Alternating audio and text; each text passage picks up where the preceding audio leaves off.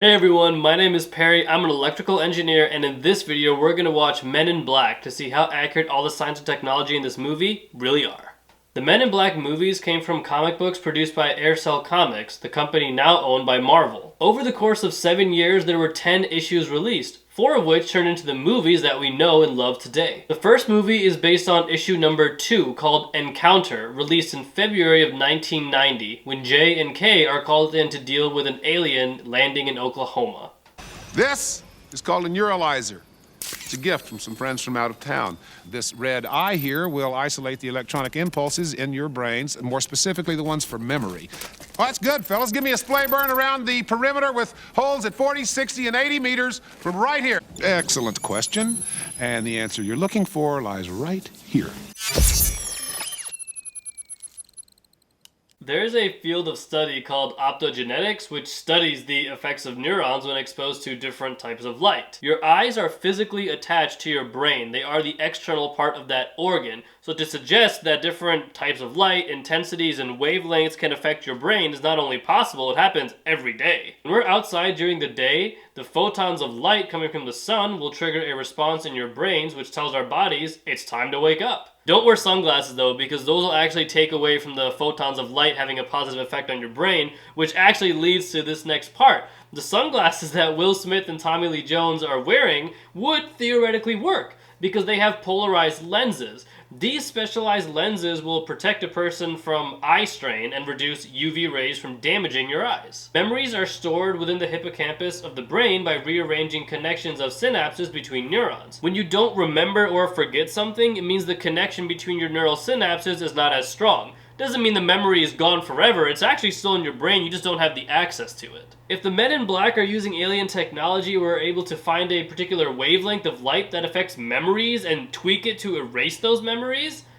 it would be a world-changing invention. One question I do have for them is, does that neuralizer only work on humans? Or is there some variation that would work on aliens as well? Because if they just don't have eyes, or if their eyes don't behave the same like ours do, would that actually have any effect?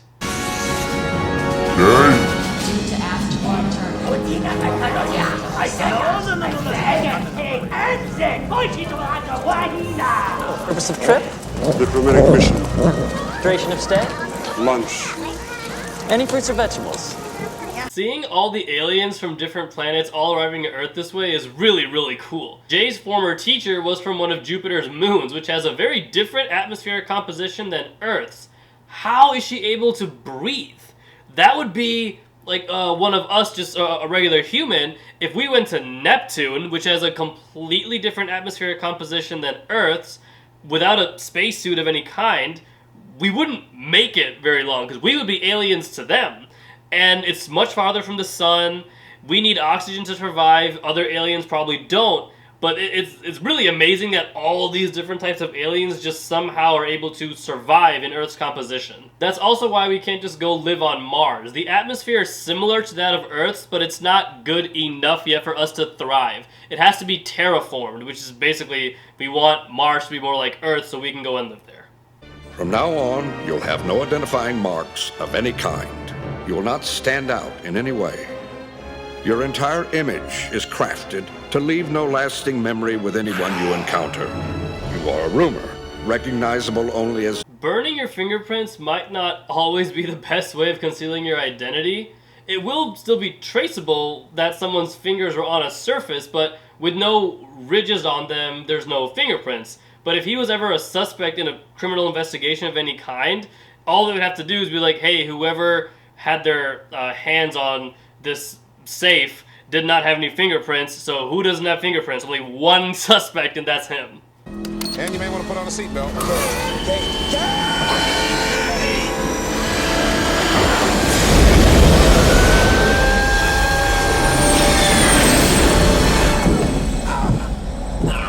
You know, you're much too tense. You're a young man. You need to relax. Learn to take some joy in your work. You like music? I would take that over the Batmobile. That thing is so cool. He plugged in an 8-track, which is old even for this movie. They stopped using those in the 1980s. It's a magnetic strip that music could be recorded on.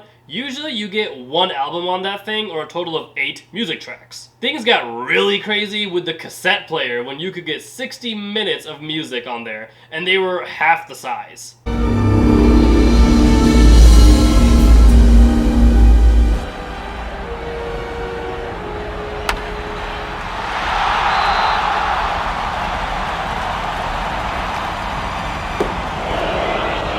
To this day, I've never understood how every alien from all of outer space always manages to land in America. This is the only country they ever come to. You never hear about a UFO sighting over Peru. Although, there have been UFO sightings as far back as 1400 BC in Egypt, where the pharaoh recorded his sightings on papyrus, which is hard to disagree with emojis on a plant. Hey.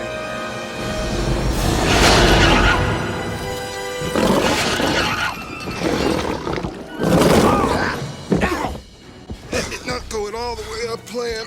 Whatever happens, don't let him get on the second ship. What? What are you talking about? Keep him on this planet.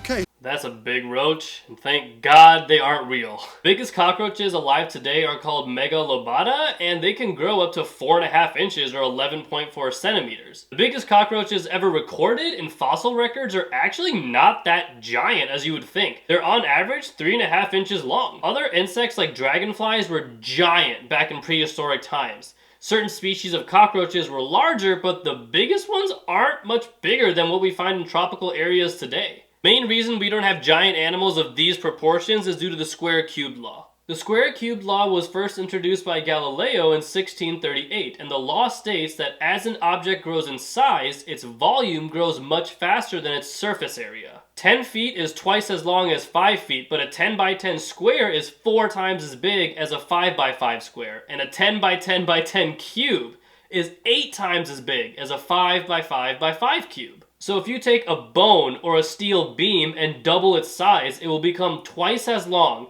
4 times as strong, but 8 times as heavy. This explains why Pacific Rim type of robots are not possible regardless of materials. The weight of the object would collapse on itself. A 6-foot tall person weighing 180 pounds is normal, but by those same proportions, a 9-foot tall person would weigh a couple thousand pounds, and that's not possible. A 50% increase in height does not mean a 50% increase in weight. Don't start nothing. Won't be nothing.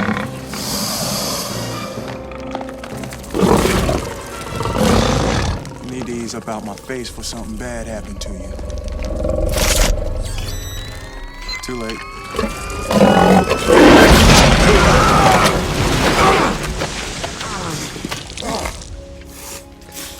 The final battle in this film was originally intended to be much more low-key, where the protagonist and the antagonist would be involved in some sort of like witty banter, but the bug would ultimately meet its end by just being blasted away by both of these guys. After initial shooting commenced on the scene, it was decided that the sequence felt way too anticlimactic, and a more action-oriented finale was quickly rewritten. With a new fast-paced final fight, the original puppet designed by Rick Baker Studios was discarded in favor of a CGI creature. To accommodate the new scene, the bug was redesigned.